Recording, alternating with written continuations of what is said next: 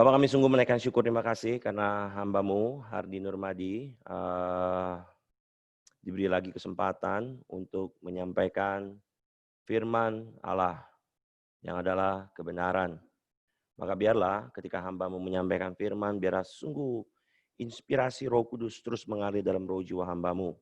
Dan kepada mereka pun yang mendengarkan di masing-masing daerah maupun tempat ini, mereka juga diberikan kuasa hikmat yang sama dan pengetahuan firman yang sama. Supaya terus ketika mereka mendengar Roh Kudus dan mereka mengerti dengan tuntunan Roh Kudus. Maka tolonglah pada malam hari ini, sebelum kami mendengar firman-Mu, ampunilah dari segala kesalahan kami, baik itu dosa pikiran kami, dosa perbuatan, perkataan kami. Ampunilah, basuhlah roh jiwa kami dengan kuasa darah Yesus. Maka roh jiwa yang sudah dikuduskan dengan darah-Mu, maka turutlah bekerja dengan pimpinan Roh Kudus. Terima kasih. Sungguh kami mengawali semuanya dengan doa yang Kau ajarkan bagi kami semua. Itu doa Bapa kami. Bapa kami yang di sorga, dikuduskanlah nama-Mu, datanglah kerajaan-Mu, jadilah kehendak-Mu di bumi seperti di sorga. Berikanlah kami pada hari ini makanan kami yang secukupnya, dan ampunilah kami akan kesalahan kami, seperti kami juga mengampuni orang yang bersalah kepada kami. Dan janganlah membawa kami ke dalam pencobaan, tetapi lepaskanlah kami daripada yang jahat, karena Engkau-lah yang punya kerajaan dan kuasa dan kemuliaan sampai selama-lamanya. Amin. Hari ini kita akan baca firman diambil dari Yohanes pasal yang pertama. Ayat pendukung kita diambil dari Yohanes pasal yang pertama.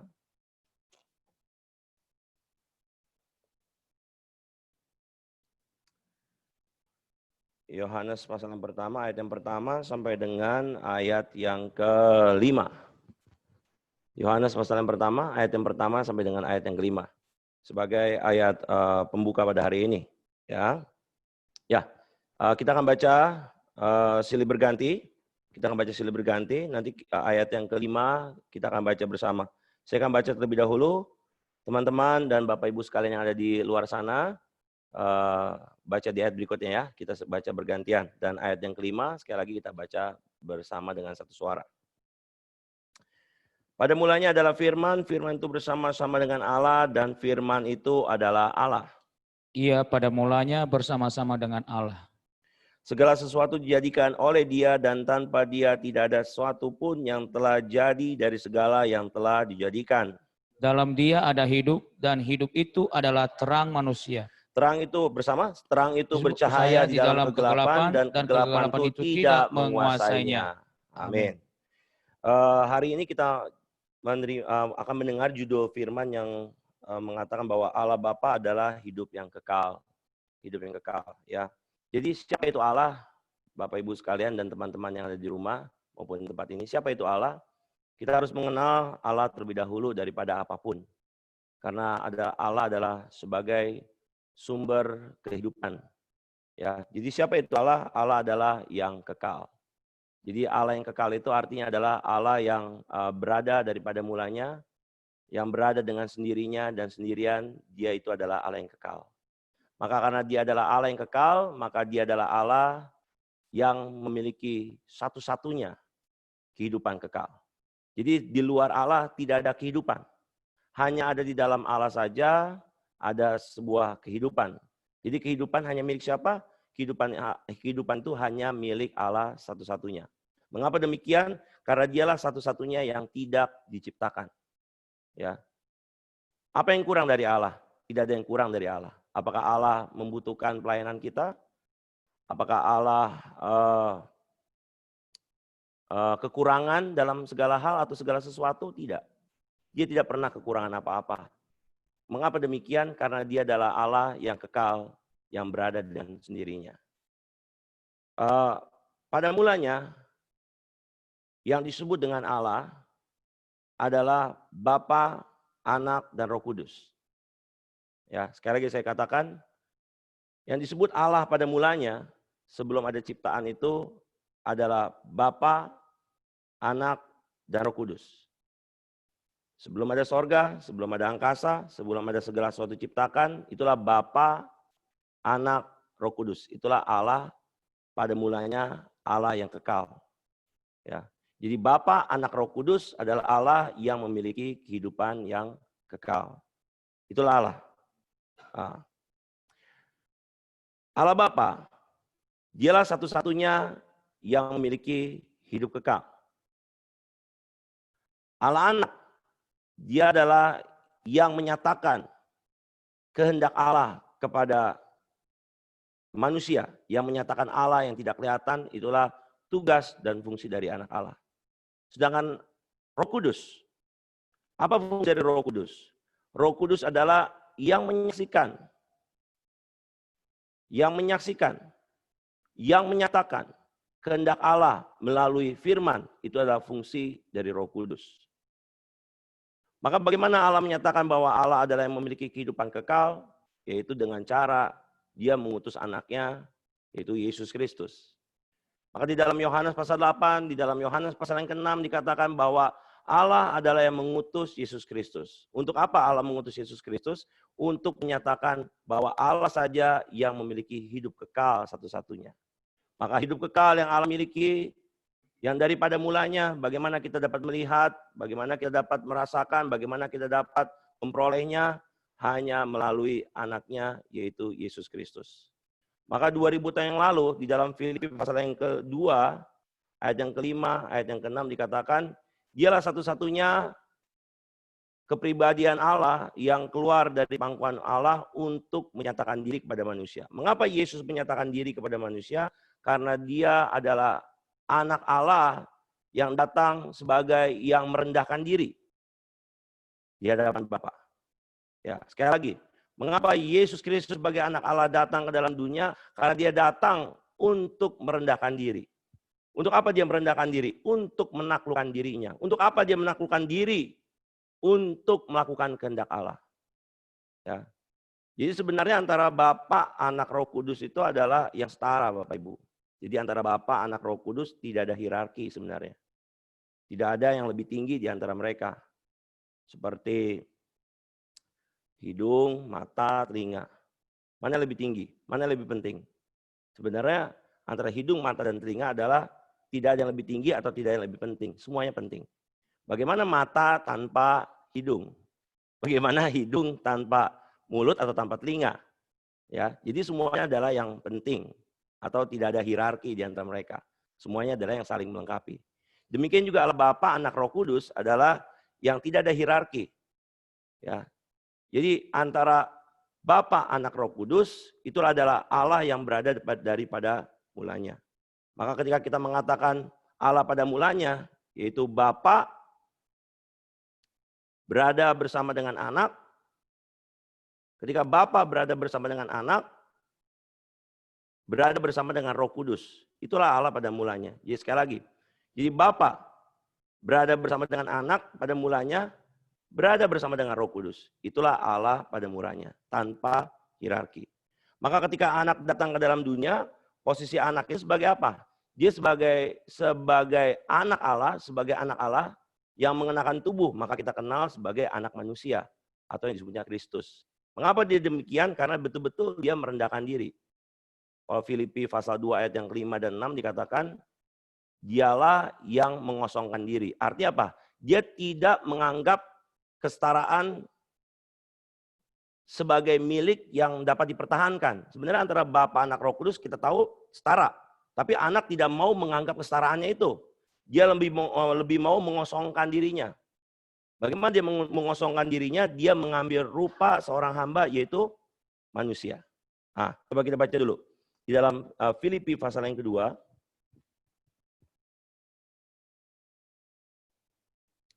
Filipi pasal yang kedua.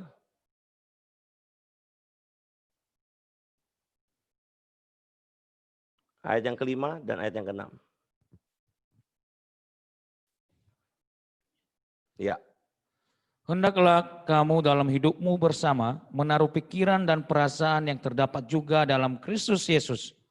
Yang walaupun dalam rupa Allah, tidak menganggap kesetaraan dengan Allah itu sebagai milik yang harus dipertahankan. melainkan telah mengosongkan dirinya sendiri dan mengambil rupa seorang hamba dan menjadi sama dengan manusia. Iya, ya, walaupun yang dikatakan walaupun dalam rupa Allah,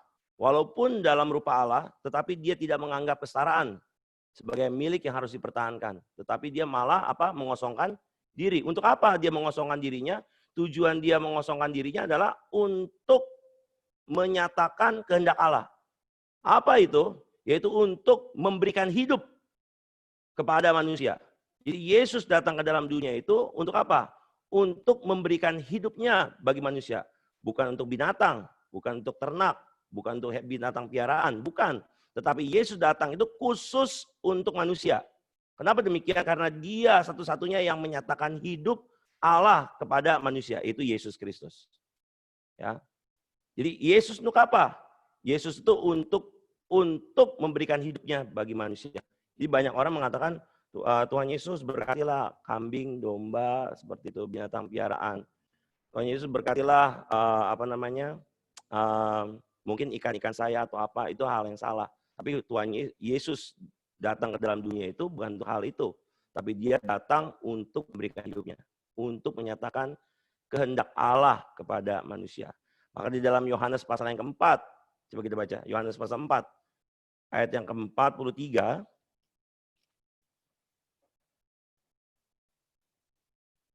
bukan 43, 34. Yohanes pasal 4, ayat 34.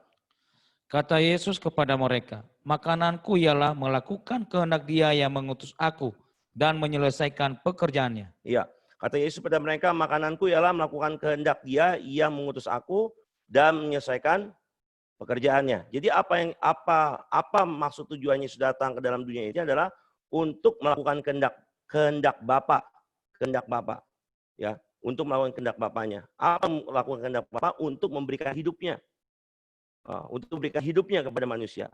Maka walaupun antara Bapa, Anak, Roh Kudus adalah yang setara dan mereka memiliki kehendak masing-masing, Bapa punya kehendak, Anak punya kehendak, Roh Kudus punya kehendak, tetapi Anak selalu tunduk pada kehendak dari Allah Bapa.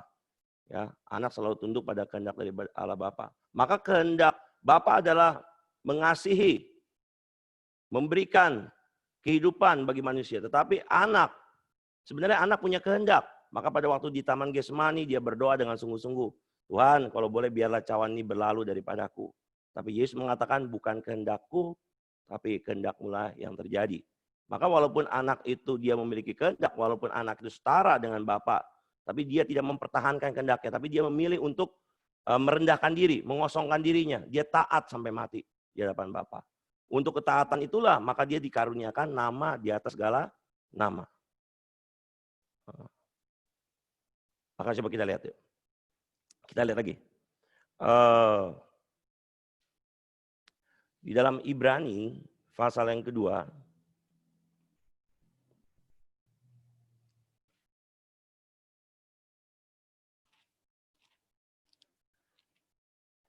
Di dalam Ibrani pasal 2.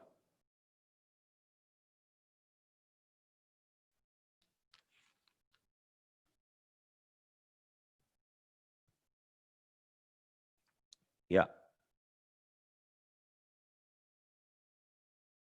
Ya, kita baca Ibrani pasal yang kedua, ayat yang ke-9 dan ayat yang ke-10. Tetapi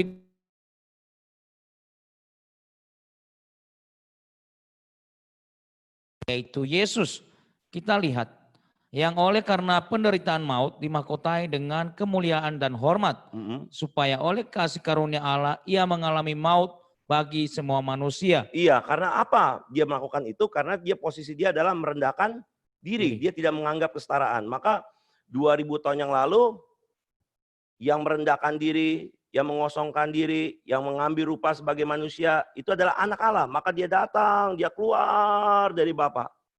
Maka di dalam 1 Yohanes pasal 5 dikatakan dia datang seperti dengan air dan darah. Dikatakan di dalam 1 Yohanes 5 itu dikatakan dialah yang datang dengan air dan darah. Apa maksud dia datang dengan air dan darah? Seperti air dan darah. Itu dia datang seperti apa? Kalau air itu dia mengalir dari tempat yang tinggi ke tempat yang rendah. Artinya apa? Itulah Yesus Kristus yang datang merendahkan diri untuk apa? Untuk memberikan hidupnya. Dan hidup itu ada di dalam darahnya seperti itu. Maka pada waktu dia merendahkan diri itulah dia menjadi tebusan bagi umat manusia. Dialah yang datang untuk memberikan hidup nyawanya bagi manusia. Itulah Yesus Kristus, itulah anak Allah. Pada waktu dia mengenakan tubuh, dia disebut juga sebagai anak manusia. Dia yang datang seperti itu. Coba kita lihat lagi di dalam Ibrani pasal yang kelima. Ibrani pasal 5.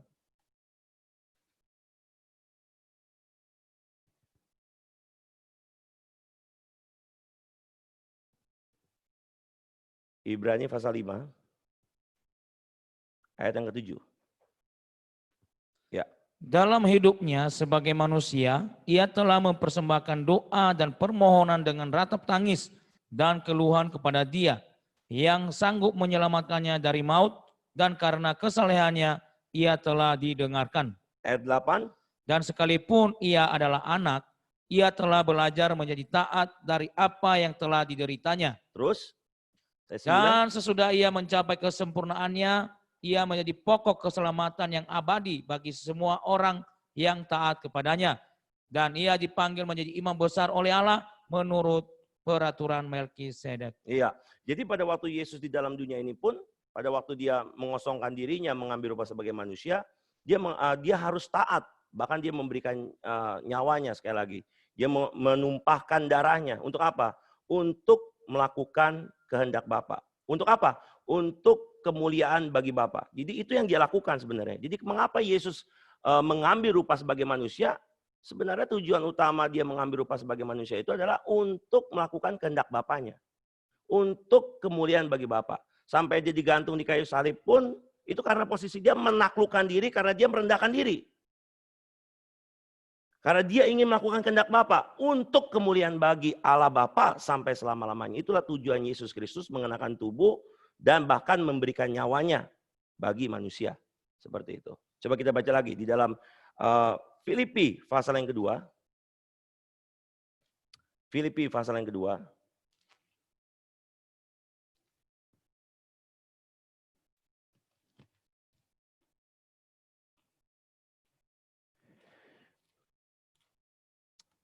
Filipi pasal 2 ayat 7, 8, 9, 10 dan 11. Ya, Filipi pasal 2 ayat 7, 8, 9, 10 dan 11. Melainkan telah mengosongkan dirinya sendiri dan mengambil rupa seorang hamba. Iya, melainkan telah mengosongkan dirinya sendiri dan mengambil rupa seorang hamba. Bagaimana dia mengosongkan diri? Dia tidak menganggap setara dengan Bapa. Dia memakai rupa seorang hamba, yaitu manusia. Ya, terus? Dan menjadi sama dengan manusia. Menjadi sama dengan manusia. Dan dalam keadaan sebagai manusia, ia telah merendahkan dirinya dan taat sampai mati. Ya. Bahkan sampai mati di kayu salib.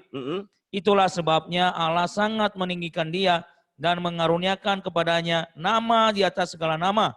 Supaya dalam nama Yesus bertekuk lutut segala yang ada di langit dan yang ada di atas bumi dan yang ada di bawah bumi.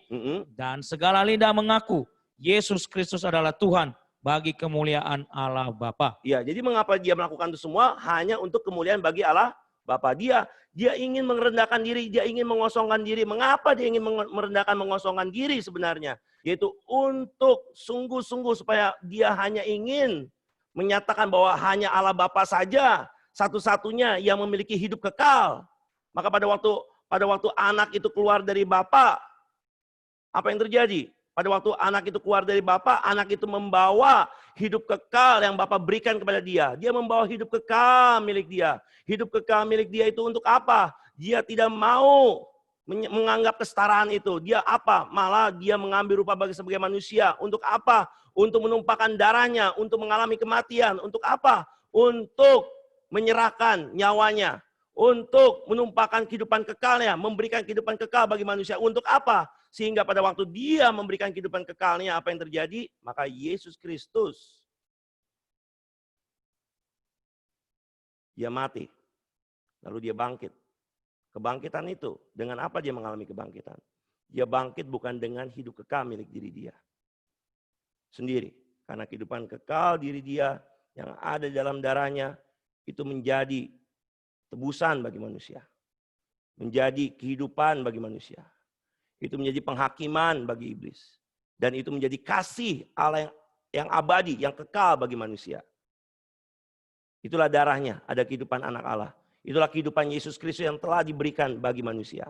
Tetapi apa yang terjadi? Bagaimana dia bangkit?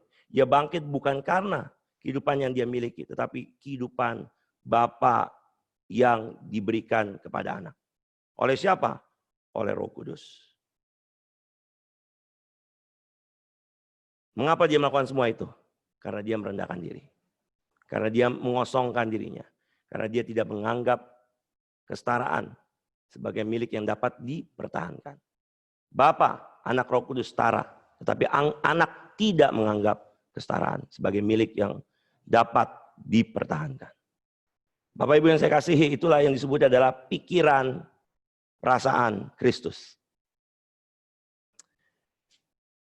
Itu yang disebutnya adalah pikiran, perasaan Kristus yang seharusnya juga kita miliki. Bagaimana anak itu memperoleh hidup Bapa?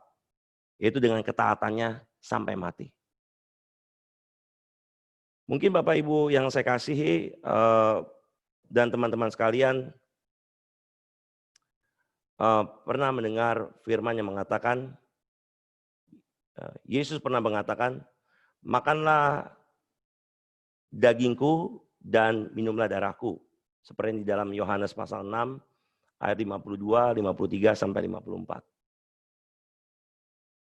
Ada dua hal yang berbeda di situ antara minum darah dan makan daging Yesus. Minum darah Yesus adalah untuk kehidupan kita di bumi, Bapak Ibu. Apa maksudnya? Dengan kita mengakui bakti pengorbanan Yesus Kristus, dengan kita mengakui darah Yesus Kristus, maka sebenarnya kita telah meminum darah tersebut. Maka pada waktu kita minum darah Yesus melalui bakti pengorbanan darahnya, lalu kita bertobat dan kita memberi diri dibaptis. Apa yang terjadi? Kita sebenarnya meminum darah itu. Artinya apa? Kamu hidup oleh karena darah Yesus. Tetapi setelah kamu hidup oleh karena darahnya, oleh karena kasih karunia yang Tuhan berikan kepada kamu, kamu jangan berhenti di situ, tetapi kamu harus berlari menuju kepada kehidupan yang kekal. Bagaimana cara kita berlari menuju kepada kehidupan yang kekal? Kita harus seperti Yesus. Kita harus memiliki pikiran perasaan Kristus. Mengapa sekali lagi Yesus bisa dibangkitkan dari antara orang mati? Dia telah mempersembahkan dirinya, roh, jiwa, tubuhnya. Untuk apa? Untuk kehendak Allah. Walaupun anak dalam hidupnya dia punya kehendak, dia menyamakan kehendaknya dengan Bapa. Dia tidak pernah melampaui kehendak Bapa. Bagaimana dia tidak melampaui kehendak Bapa? Dia hanya mentaati kehendak Bapa sampai mati. Hanya untuk kemuliaan bagi Bapa. Maka demikian, pada waktu kamu telah menerima keselamatan yang Tuhan berikan, pada waktu kamu telah menerima keselamatan artinya apa? Kamu telah menerima tebusan dosa. Kamu dibebaskan dari hukum Taurat. Kamu sudah juga diluputkan dari otoritas kuasa maut. Dan kamu sudah menerima kasih Allah yang abadi. Apa yang harus kamu lakukan? Kamu harus berlari sampai kepada kehidupan yang kekal. Bagaimana caranya? Yaitu kamu harus mengerjakan bagian keselamatanmu. Jadi hidup kekal beda dengan keselamatan. Keselamatan oleh karena bakti pengorbanan Yesus Kristus. Tapi hidup yang kekal, kamu harus berusaha untuk memperolehnya. Kamu harus berusaha untuk menggapainya. Kamu harus taat sampai mati. Baru kamu memperoleh kehidupan kekal. Seperti Yesus maksudnya.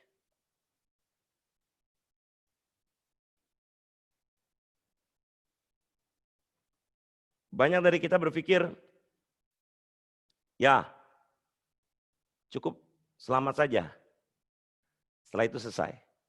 Begitu kita keliru sebenarnya. Mengapa Tuhan memberikan keselamatan bagi kita? Supaya kita berlari sampai kehidupan kekal. Supaya kita terus mencapai garis akhir. Maka dikatakan darah Yesus untuk kita hidup di bumi ini. mendapat keselamatan. Sekali lagi, mungkin banyak orang bingung, apa sih arti keselamatan? Nggak usah terlalu panjang saya jelaskan. Apa maksudnya keselamatan tuh? Keselamatan ada 2 poin Bapak Ibu dan teman-teman. Poin yang pertama adalah kamu telah ditebus dari dosa, itu yang pertama. Yang kedua, kamu telah dimerdekakan dari hukum Taurat. Itulah artinya kamu diselamatkan. Setelah itu apa yang harus kamu lakukan?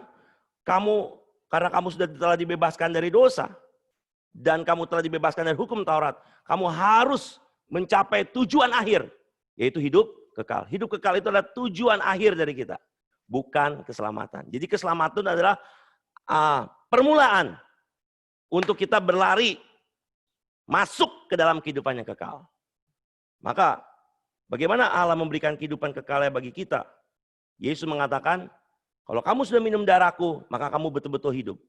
Maka setelah itu kamu harus makan dagingku. Apa artinya? Kamu harus melakukan perintah Bapa. Coba kita baca lagi di dalam Yohanes.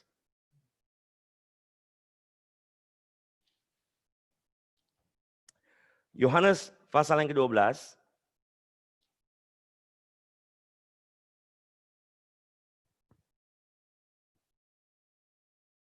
Yohanes pasal yang ke-12. Ayat yang ke-47, 48, 49, dan 50. Dan jikalau seorang mendengar perkataanku, tetapi tidak melakukannya, aku tidak menjadi hakimnya.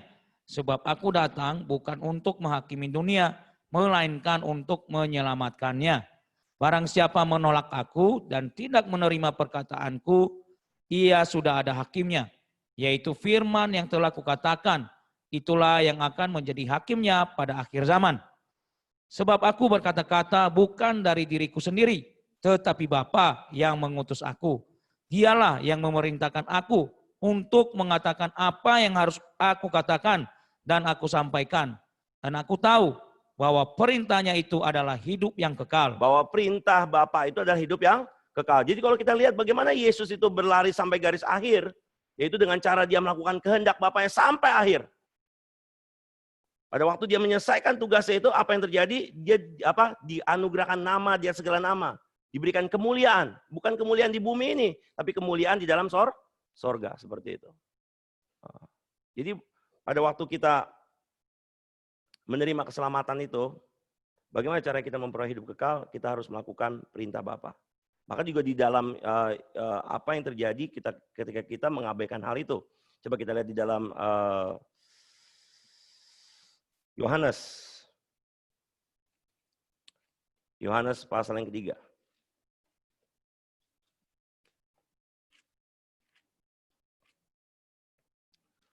Yohanes pasal 3.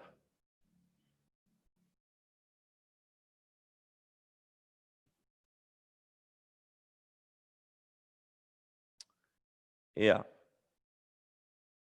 Yohanes pasal 3. Ayat yang ke-36. Mungkin agak bingung ya kata-katanya bagi kita semua. Jadi Bapak Ibu mesti hati-hati pada waktu membaca ayat ini ya. Dan teman-teman juga di rumah. Oke, coba perhatikan baik-baik. Barang siapa percaya kepada anak, ia beroleh hidup yang kekal. Ya, barang siapa percaya kepada anak, dia memperoleh hidup yang kekal. Tetapi barang siapa tidak taat kepada anak. Stop, tidak taat kepada anak artinya tidak taat pada perintah Bapa, karena perintah anak, perkataan anak adalah perintah perkataan dari Bapa. Terus? Ia tidak akan melihat hidup. Ia tidak akan melihat hidup. Melainkan murka Allah tetap ada di atasnya. Ya, melainkan murka Allah tetap ada di atasnya. Coba kita baca lagi. Amsal.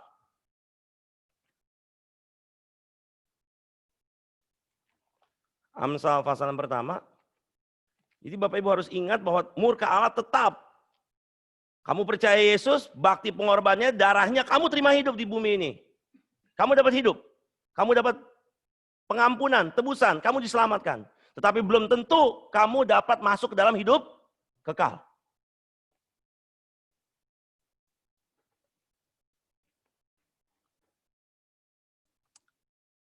Amsal pasal pertama, coba kita lihat.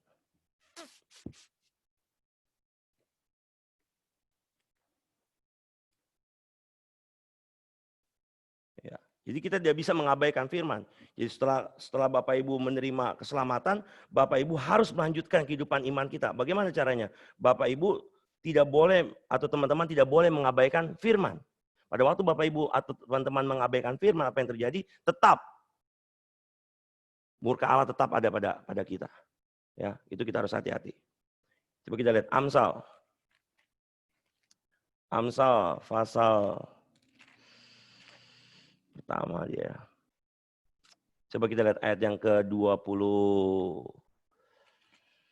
Bila tidak salah ayat yang ke-20. Ya, 24. 22, 23, 24, 25. Berapa lama lagi, hai orang yang tak berpengalaman, kamu masih cinta kepada keadaanmu itu? Pencemooh masih gemar kepada cemooh, dan orang bebal benci kepada pengetahuan. Berpalinglah kamu kepada teguranku.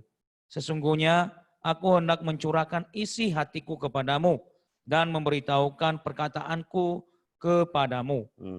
Oleh karena kamu menolak ketika aku memanggil, dan tidak ada orang yang menghiraukan ketika aku mengulurkan tanganku. Bahkan kamu mengabaikan nasihatku dan tidak mau menerima teguranku. Maka aku juga akan menertawakan celakamu. Aku akan berolok-olok apabila kedahsyatan datang ke atasmu. Iya. Apabila kedahsyatan datang ke atasmu seperti badai, dan celaka melanda kamu seperti angin puyuh, apabila kesukaran dan kecemasan datang menimpa kamu. Pada waktu itu mereka akan berseru kepadaku, tetapi tidak akan kujawab. Mereka akan bertekun mencari aku, tetapi tidak akan menemukan aku. Oleh karena mereka benci kepada pengetahuan dan tidak memilih takut akan Tuhan. Tidak mau menerima nasihatku, tetapi menolak segala teguranku. Maka mereka akan memakan buah perbuatan mereka dan menjadi kenyang oleh rencana mereka. Sebab orang yang tak berpengalaman akan dibunuh oleh keengganannya. Dan orang yang bebal. Dan orang bebal akan dibinasakan oleh kelalaiannya.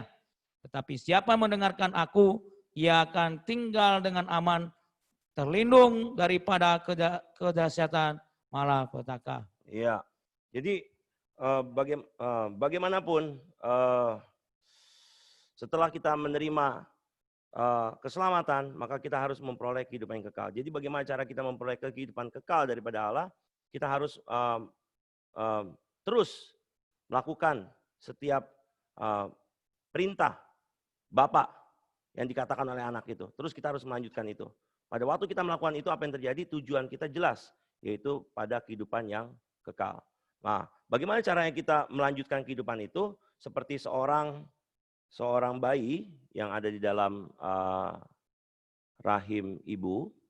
Bagaimana seorang bayi yang ada dalam rahim ibu itu, janin itu bisa bertumbuh dan berkembang di dalam perut atau rahim ibu. Itu dengan cara seorang ibu harus mengalirkan semua makanannya, semua gizi-gizinya kepada anak yang ada di dalam rahimnya. Melalui apa? Melalui plasenta. Kita tahu plasenta. Plasenta itu adalah yang menghubungkan sari-sari makanan termasuk oksigen itu ke dalam janin yang ada dalam kandungan ibu. Jadi seperti kita yang setelah menerima keselamatan, seperti bayi yang ada dalam rahim ibu, jaringan plasenta antara ibu dan anak itu harus berfungsi dengan baik.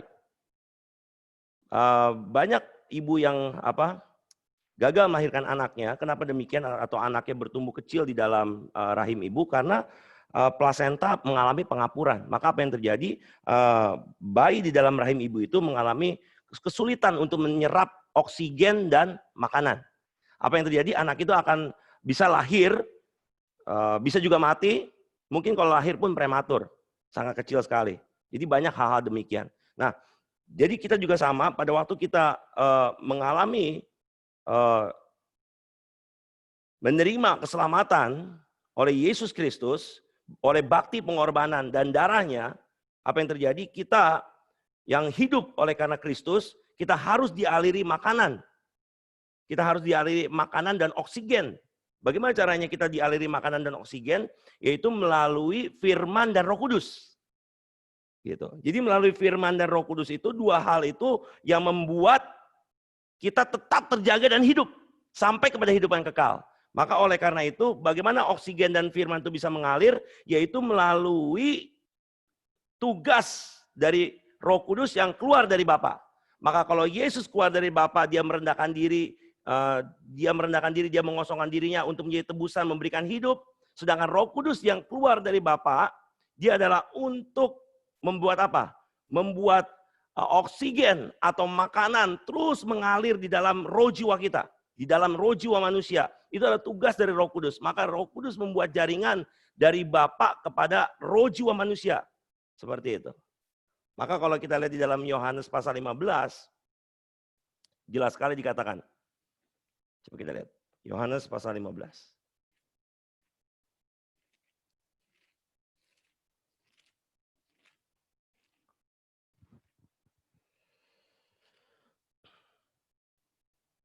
Mengenai pokok anggur yang benar, ya.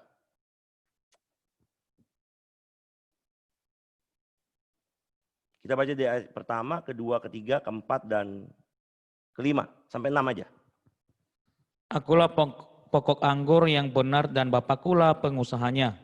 Setiap ranting padaku yang tidak berbuah dipotongnya, dan setiap ranting yang berbuah dibersihkannya supaya ia lebih banyak berbuah. Kamu memang sudah bersih karena firman yang telah kukatakan kepadamu. Tinggallah di dalam aku dan aku di dalam kamu.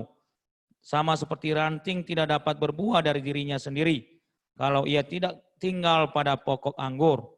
Demikian juga kamu tidak berbuah jikalau kamu tidak tinggal di dalam aku. Akulah pokok anggur dan kamulah ranting-rantingnya. Barang siapa tinggal di dalam aku dan aku di dalam dia, ia berbuah banyak. Sebab di luar aku kamu tidak dapat berbuat apa-apa. Barang siapa tidak tinggal di dalam aku, ia dibuang keluar seperti ranting dan menjadi kering. Iya, barang siapa tidak tinggal di dalam aku, barang siapa tidak dialiri oksigen dan makanan, barang siapa tidak disambung kepada Yesus Kristus, barang siapa tidak dialiri getah dari pokok anggur. Apa yang terjadi? Dia menjadi ranting yang kering, maksudnya. Kalau ranting itu kering, apa yang terjadi? Dia dibuang keluar. Terus? Kemudian dikumpulkan orang dan dicampakkan ke dalam api lalu dibakar. Iya. Maka apakah manusia cukup hanya menerima keselamatan? Tidak. Yang Tuhan kehendaki itu adalah supaya manusia itu hidup dengan kehidupan kekal milik Bapa selamanya. Bagaimana caranya kita memperoleh kehidupan kekal itu? Kamu harus makan daging Yesus. Kamu harus terus dialiri oksigen. Kamu harus terus menerima sari-sari makanan melalui firman dan melalui Roh Kudus.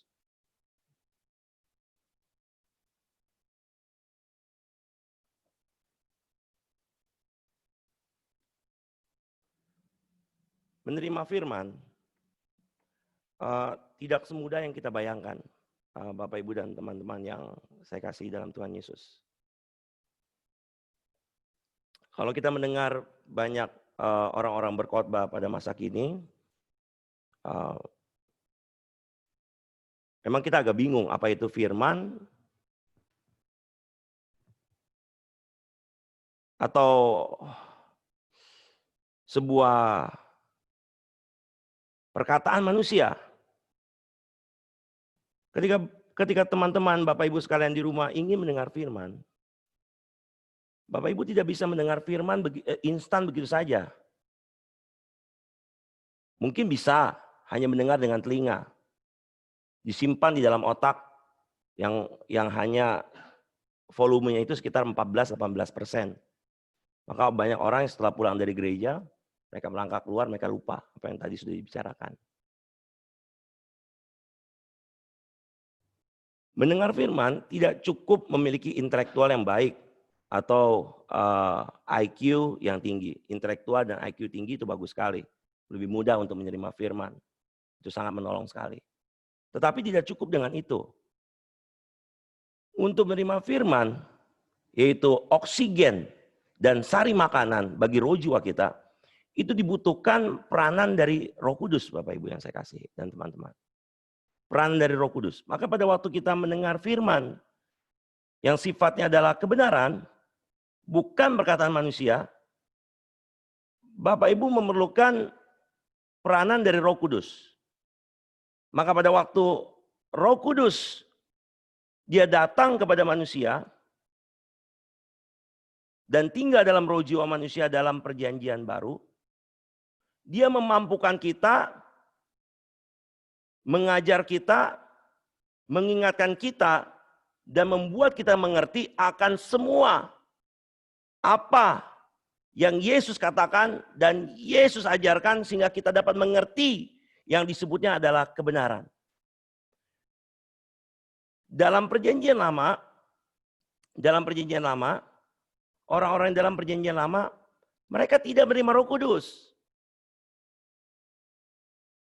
Maka di dalam perjanjian baru betapa bersyukurnya kita menerima Roh Kudus. Kita itulah yang bisa menerima firman kebenaran. Maka pada waktu Bapak Ibu membaca hukum Taurat, Bapak Ibu membaca dengan nikmat, dengan enak sekali. Kenapa demikian? Karena tanpa Roh Kudus kita bisa membaca hukum Taurat itu. Karena itulah hukum peraturan insani jasmani.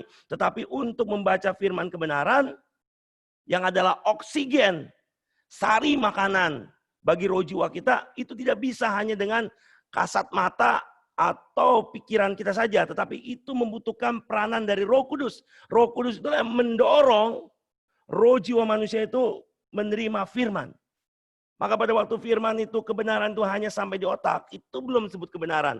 Pada waktu firman itu sampai di jiwa, itu belum disebut sebagai kebenaran. Tapi firman itu harus masuk ke dalam, sampai ke dalam roh jiwa kita, itu baru disebut kebenaran. Maka firman yang disebut kebenaran itu adalah ketika firman itu masuk dengan didorong Roh Kudus, masuk dalam roh jiwa kita, itu baru disebut sebagai kebenaran. Maka firman Yesus adalah kebenaran. Maka kita memerlukan pertolongan Roh Kudus untuk menerima firman itu. Coba kita baca lagi. Di dalam Yohanes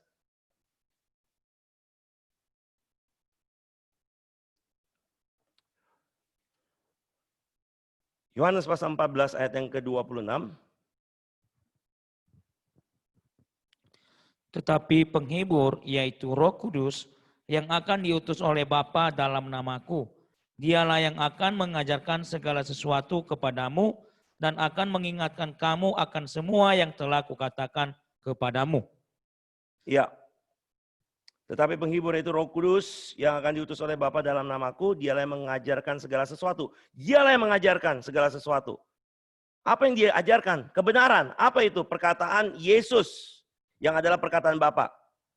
Dan akan mengingatkan kamu akan semua yang telah kukatakan kepadamu. Begitu. Coba kita baca lagi. Di dalam Yohanes pasal yang ke-16.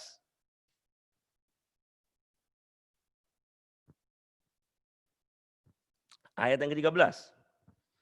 Tetapi apabila ia datang, yaitu Roh kebenaran, ia akan memimpin kamu ke dalam seluruh kebenaran. Sebab ia tidak akan berkata-kata dari dirinya sendiri.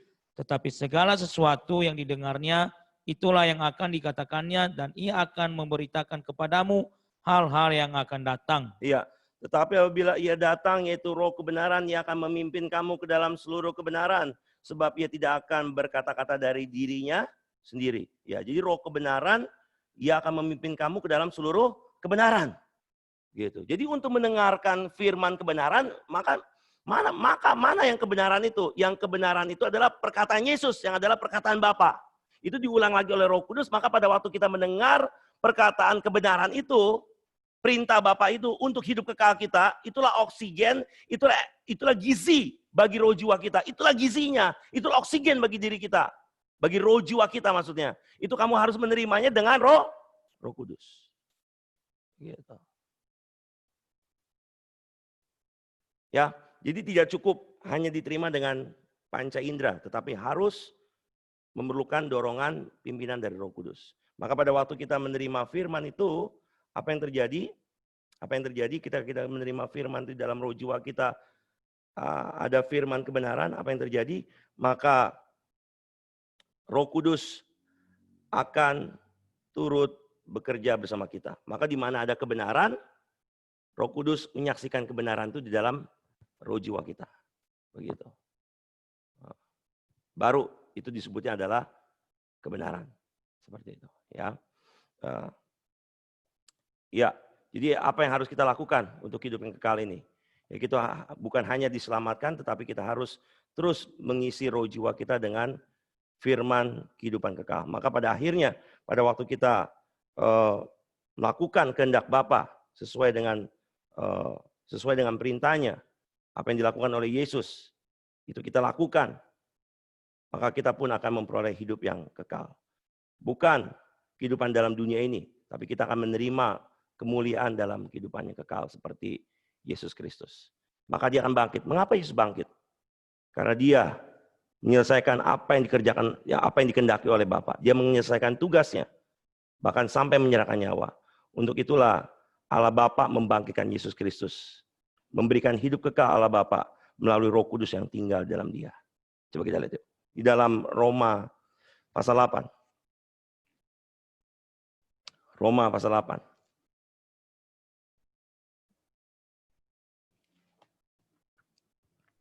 Roma pasal 8.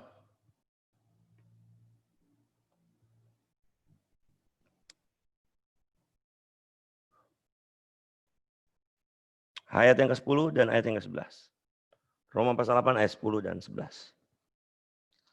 Tetapi jika Kristus ada di dalam kamu, maka tubuh memang mati karena dosa, tetapi roh adalah kehidupan oleh karena kebenaran. Ya, tetapi jika Kristus ada di dalam kamu, maka tubuh memang mati karena dosa. Tetapi jika Kristus ada di dalam kamu, maksudnya roh Kristus ada dalam kamu, yaitu firman, yaitu kebenaran maksudnya. Ada dalam kamu. Terus dan jika roh Dia yang telah membangkitkan Yesus dari antara orang mati diam di dalam kamu, maka Ia yang telah membangkitkan Kristus Yesus dari antara orang mati akan menghidupkan juga tubuhmu yang fana itu oleh rohnya yang diam di dalam kamu. Iya, bagaimana Roh Kudus membangkitkan kita? Karena di dalam roh jiwa kita ada firman, yaitu kebenaran. Maka orang yang ada kebenaran, orang yang ada Roh Kristus di dalam dirinya, maka apa yang terjadi? Jika dia menerima Roh Kudus, maka Roh Kudus pun akan membangkitkan dia. Untuk apa? Untuk kehidupan yang kekal. Seperti itu. Jadi Yesus bagaimana dia menerima hidup kekal dari Bapa? Dengan cara dia merendahkan diri. Dengan menyelesaikan tugas pelayanannya sampai akhir.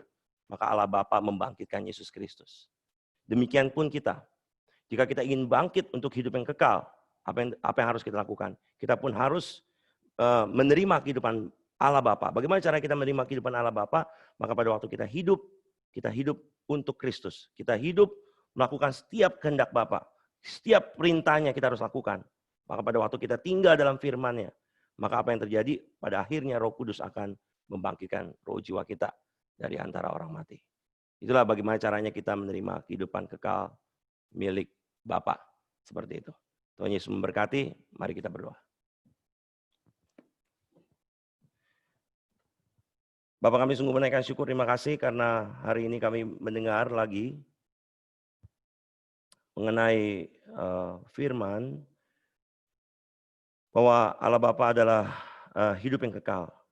Bagaimana Yesus dibangkitkan dari antara orang mati oleh kehidupan Bapa karena Ia telah mempersembahkan roh jiwanya, bahkan taat sampai mati untuk Ia memperoleh hidup itu.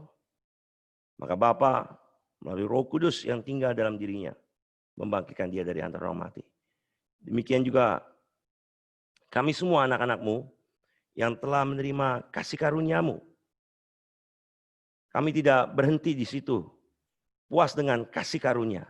Tapi kami akan terus mengisi kehidupan kami dengan oksigen atau gizi sari makanan yang harus terus kami terima bagi roh jiwa ini. Supaya apa? Supaya kami akan mendapatkan kehidupan kekal. Bagaimana caranya supaya oksigen terus mengalir dalam roh jiwa kami? Kami harus menerima Roh Kudus dan kami harus hidup dipimpin oleh Roh Kudus. Dengan demikian, maka ketika Roh Kudus turut bekerja bersama roh jiwa kami selalu menerima pimpinannya, maka hidup sesuai dengan kehendaknya. Dengan sungguh apa yang telah diperintahkan, itu menjadi perintah bagi roh jiwa kami. Karena kami tahu perintahnya adalah hidup kekal.